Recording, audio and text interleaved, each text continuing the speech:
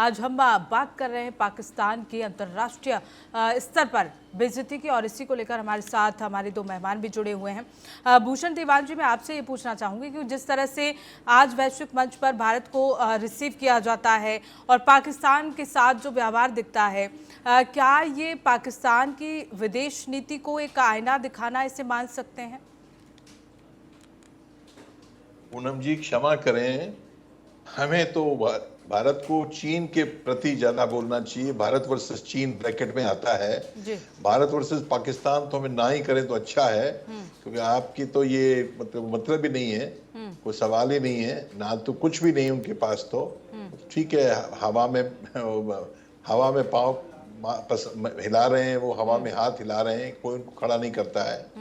और मतलब क्या, जितना बोला जाए कम है। अभी वो टूटने के कगार पे है, कितना बोलेंगे।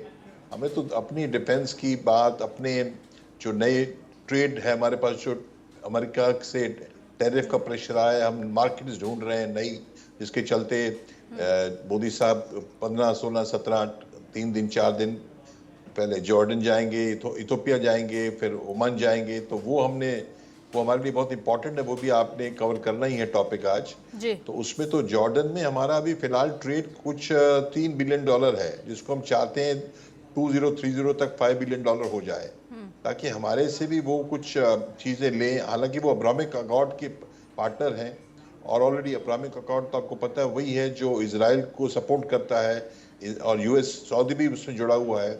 इथोपिया के अंदर अगर आप देखें, अफ्रीकन कंट्री, हमारा ये ग्लोबल साउथ का जो आउटरीच है मोदी साहब का, ये 15, 16, 17, 18, ये ग्लोबल साउथ का आउटरीच है। क्योंकि मल्टीपोलर में खाली हमने ये नहीं देखना है कि यूएसए, यूरोप, वेस्टर्न यूरोप और ये सब, हमने ऑल ओवर वर्ल्ड देखना है। और हमारे लिए ये एवरी मार्केट इज इम्पॉर्टेंट, तो हमारा इन्फ्लुएंस पूरे वर्ल्ड में इम्पॉर्टेंट है। हमारे पास आईटी एक्सेस है, हमारा आईटी पावर है, एग्रीकल्चर का एक्सपोर्ट है, ये सब हमने देनी। इथोपिया में भी स्कोप है, और कैपेसिटी बिल्डिंग, इथोपिया काफ़ी तनाव में गुजरा है, काफ़ी इंटरनल कन्फ्लिक्ट रहे हैं उनके, तो वो जो रीबिल्डिंग कर रहे हैं। तो इथोपिया में तो मैं आपको बताऊं, 40 साल से इथोपिया में यूनिवर्सिटीज में टीचर्स जाते हैं इंडिया से, और वो हाई रिस्पेक्ट करते हैं हमारी इंडियन इंटेलिजेंस की, इंडियन कैपेसिटी बिल्डिंग की। हेल्थ में हमने कंट्रीब्यूट किया है। अफ्रीका में हमारा अफ्रीका का गेटवे है ये। और ओमन तो हमारी जो 2018 से हमारी नेवल वॉरशिप्स जो हैं, वॉरशिप्स नेवी की, इंडियन नेवी की, वो ओमान के दुख पोर्ट में वहाँ लॉजिस्टिक हब हमारे लिए है। खैर उसमें एक बात और भी समझने की है, ओमान एक न्यूट्रल कंट्री है, वहाँ तो उन्होंने हब दिया हुआ है चाइना को भी उस दुख पोर्ट में डेवलपमेंट के लिए, ट्रेड पार्क डेवलपमेंट के लिए, ऐसे के लिए जगह दी है। और यूएसए और यूके को भी वहाँ पे एक्सेस है उस दुख पोर्ट में। और यूएस जो पोर्ट है इनकी, जो दुख पोर्ट जो है, बड़ी इंपॉर्टेंट पोर्ट है। क्योंकि अगर आप देखें, अभी पाकिस्तान के वेस्ट में ग्वादर पोर्ट जो है, ये पहले ओमान के पास ही थी एक्चुअली। वहाँ से कुछ 200-300 किलोमीटर है, अगर स्ट्रेट जाए आदमी तो। शिप स्ट्रेट नहीं जाती हैं, वॉरशिप तो जा सकती हैं, और वहाँ से चाबार तो उससे भी पहले है। तो मतलब हमारे लिए ये एकदम, अगर ग्वादर चाइना के पास है, तो ये पोर्ट के लिए हम यूज इंडियन एक्सेस ट्रेड के लिए भी, मैरीटाइम सिक्योरिटी के लिए भी ये बहुत इंपॉर्टेंट जगह हमारे लिए। बिल्कुल भूषण जी, बिल्कुल सही कहा आपने कि भारत और पाकिस्तान का तो कोई मुकाबला ही नहीं है, लेकिन जिस तरह से आज भारत रूस, अमेरिका और यूरोप तीनों देशों के साथ संतुलन बना रहा है, तो पाकिस्तान के लिए इसे एक सपना ही कहा जाएगा। कितनी बड़ी चुनौती यहाँ पाकिस्तान के लिए बनी हुई है? चुनौती क्या है, चुनौती वो कहाँ है, वो कहाँ नहीं मैच कर सकते, मतलब नहीं है, वो सवाल ही नहीं। चुनौती उनको देखने दीजिए। वो तो अभी क्यों गए थे वो मिलने पुतिन को, भाई देखिए अली तालिबान को बोलिए ठंडे हो जाओ, वो नहीं होगा। और मैं तो फिर भी ये समझता हूँ कि जिस टाइप से ये टूटने कगार पे है, तो ये हमको तो वेट एंड वॉच करना चाहिए। क्योंकि जो जैसे 1971 की लड़ाई जहाँ मैं लड़ा हूँ, मुझे सौभाग्य मिला है, देखिए वो जब वहाँ इतना तकलीफ हो गई ईस्ट पाकिस्तान में उन दिनों, तो वो रिफ्यूजीज भाग के इंडिया आने लग गए। यहीं से तो वॉर हम लोग एंटर किया इंडिया। अगर ऐसे पाकिस्तान टूटता है तो हमको भी तकलीफ हो सकती है। तो हमने ये देखना है कि ये वो कैसे हमने अपना ख्याल करना है। और एक बड़ी भारी बात ये है, जो कल भी बात हो रही थी कि 12 भागों में बटे या 32 भागों में बटे, जो भी है, तो वो जो कर रहे हैं, ये भी इसमें फायदे भी हैं, नुकसान भी हैं। नुकसान ये भी हो सकता है कि इतने भागों में आप बांटेंगे तो कोई छोटा टुकड़ा टूट के इधर चला जाएगा, बिखर जाएगा। और वो फायदा ये हो सकता है कि इतनी शायद स्टेबिलिटी आ जाए। क्योंकि अभी 4 ही प्रांत हैं, उनको पाकिस्तान मतलब केपी है इतना बड़ा प्रांत, बलूचिस्तान इतना बड़ा प्रांत है, आबादी कम है, प्रांत बहुत बड़ा है, और सिंध है।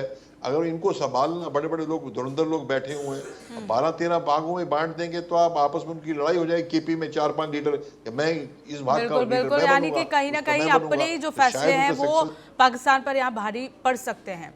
विनय जी, जिस तरह से प्रधानमंत्री मोदी की अफ्रीका और मिडिल ईस्ट पर फोकस डिप्लोमेसी है, उसको आप किस तरह की दीर्घकालिक रणनीति के रूप में देखते हैं?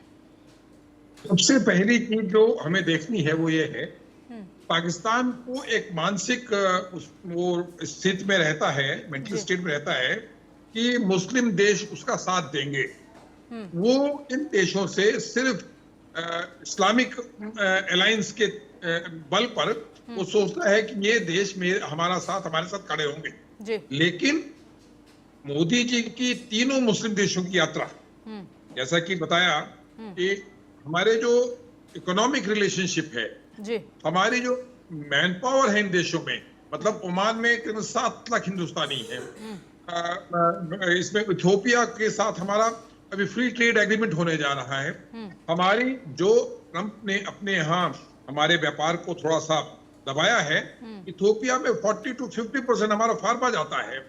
तो कहने का मतलब, अच्छा जैसे मैंने बताया जॉर्डन, ओमान का मैंने बताया, जॉर्डन इफ्को और जॉर्डन की फर्टिलाइजर कंपनी मिलकर जिफ्को बना रही है जी। और हम एक दूसरे दोनों देशों की ऊर्जा की जो आवश्यकता है उनको पूरा कर रहे हैं। भारत का ट्रेड डिफेंस एक एस्पेक्ट है। अभी हमने कहीं पढ़ा कि ये जागौर के स्पेयर पार्ट्स वो जागौर को रिप्लेस कर रहे हैं और उसके स्पेयर पार्ट्स वो इंडिया को देने को तैयार है कि हमसे ले जाइए। तो यह जो संबंध है ये इकोनॉमिकल है, ट्रेड है और पावर बैलेंस को करने के लिए। कल को पाकिस्तान ये न कहे कि मुस्लिम देश मेरे साथ हैं। आपको याद होगा जब मई में जब आतंकवादी हमला हुआ था कश्मीर में, Jordan was the first country to criticise that.